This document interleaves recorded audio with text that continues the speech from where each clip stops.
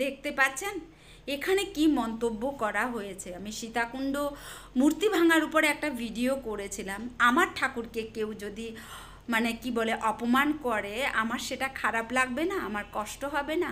আমার মা বাবাকে যদি কেউ হ্যাও করে, সেটা আমার কাছে কষ্ট লাগবে না? সেই রকম কিন্তু আমি একটা ভিডিও তৈরি করেছিলাম। দেখুন এখানে কি রকমের বাজে মন্তব্য করা হয়েছে।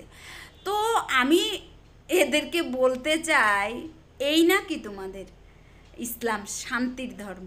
তো শান্তির ধর্ম যদি এই শিখায়, তাহলে অশান্তির ধর্ম তোমাদের ভাষায় ভূতের ধর্ম, মানে তোমরা তো আমাদের ধর্মটাকে ভূতের ধর্ম বলো না?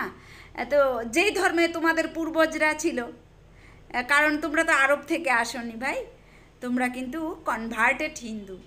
তো তোমাদের সেগুলি নিয়ে ভাবতে হবে না। কে কবে দাজ্জাল আসবে, আমাদেরকে মারবে, ধরবে, কাটবে, আমরা আমাদেরটা দেখে নেব। এভাবে হেড ছড়াবে না, ভালো নয় এগুলি। মানুষের মধ্যে সম্প্রীতি খারাপ হয়।